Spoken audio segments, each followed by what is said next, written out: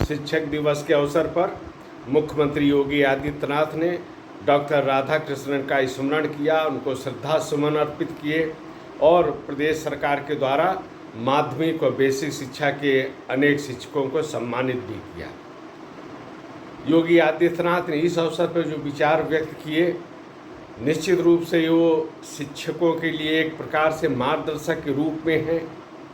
वो उसमें उन्होंने उनको दायित्व बोध भी कराया है और एक जो बड़ी बात उन्होंने कही, जिसका प्रत्येक शिक्षक अनुभव भी कर सकता है अपने कार्य के माध्यम से। उन्होंने कहा कि अगर आप अपने दायित्व का पूरी निष्ठा के साथ निर्वाह करते हैं, बच्चों को अच्छा मार्गदर्शन देते हैं, अच्छे ढंग से पढ़ाते हैं, तो आप उन विद्यार्थियों के लिए वंदनीय बन जाते हैं।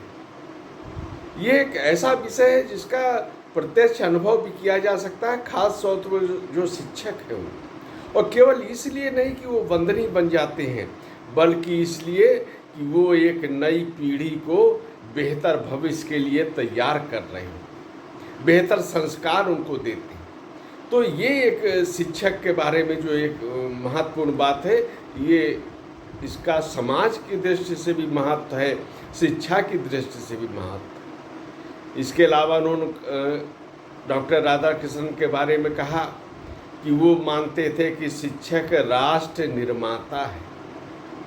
एक बहुत बड़ा जो सम्मान इस शब्द में समाहित है, इसको समझने की आवश्यकता है। योगी आदित्यनाथ कहते हैं कि ये तो भारतीय परंपरा का विचार है। जो राधाकृष्णन जी ने कहा वही तो भारतीय परंपरा है, जिसमें जो शिक्षक है, जो गुरु है, उसको इस प्रकार का महत्व दिया कि वो एक जो अपने विद्यार्थी हैं उनको एक अच्छे नागरिक बनने की प्रेरणा देता है, योग्य बनाता है और विभिन्न क्षेत्रों में बेहतर काम करने की एक प्रकार से उनको गढ़ता है।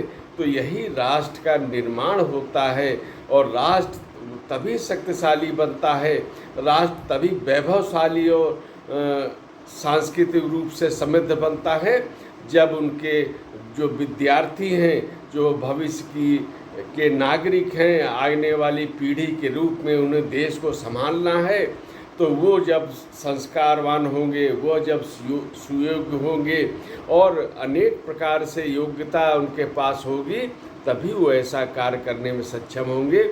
इसलिए वो राष्ट्र निर्माता है। और फिर भारतीय परंपरा की जब बात होती है तो उसमें तो यही भाव है। योगी आदित्यनाथ ने उल्लेख भी किया कि पहले अभाव के में भी रहते हुए शिक्षक अपने कर्तव्यों का सम्यक निर्वाह करते हैं और जो ये पुरानी पीढ़ी है उनको इस बात का अनुभव भी होगा कि किस प्रकार से उनके शिक्षक जो थे वो एक समर्पित भाव से कार्य करते थे। तो आज भी वैसे शिक्षक हैं जो समर्पित भाव से कार्य कर रहे हैं। केवल उनको एक प्रकार से ऐसा माहौल जो मिलना चाहिए, अगर वो मिलता है तो वो बेहतर ढंग से काम करते हैं और विद्यार्थियों का मार्गदर्शन भी करते हैं। उनको केवल पढ़ाई सिलेबस ही नहीं, तो उनको अन्य प्रकार से भी उसमें सहयोग करते हैं। नई शिक्षा नीति में तो विविध प्रकार के आयाम जोड़े गए हैं। विद्यार्थियों के अंदर एक हुनर होता है, उसको पहचानने का भी विचार उसमें समाहित है।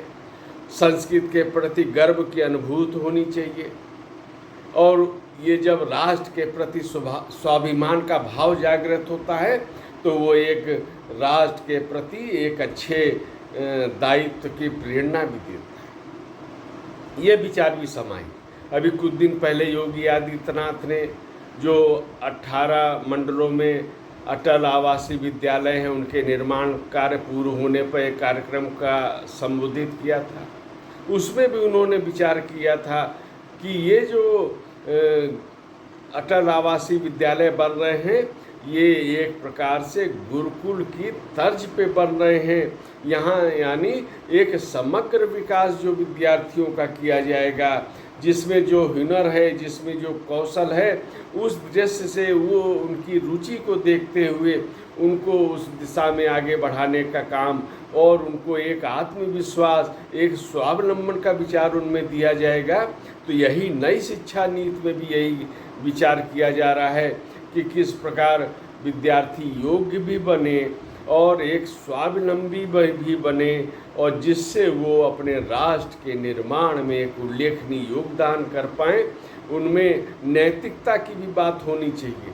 अगर योग्य हो गए और देश और समाज के लिए वो उपयोगी नहीं है, केवल अपने स्वार्थ में अगर लगे हुए हैं, तो निश्चित रूप से ऐसी शिक्षा का समाज को कोई लाभ नहीं मिलता है, बल्कि उसका नुकसान ही उठाना पड़ता है।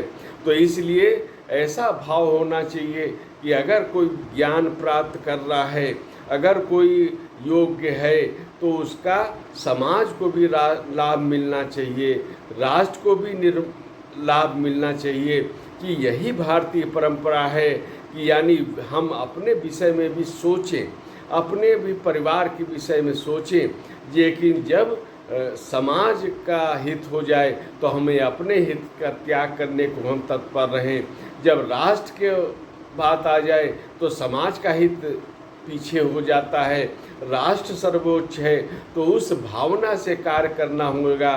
उस दिशा में शिक्षा नीति को बढ़ाया जा रहा है और शिक्षक दिवस वस्तुतः इसी के संकल्प का अवसर है। नई शिक्षा नीति ने ये अवसर भी उपलब्ध कराया है और प्रदेश में इस दिशा में उल्लेखनीय कार्य भी हो रहे हैं।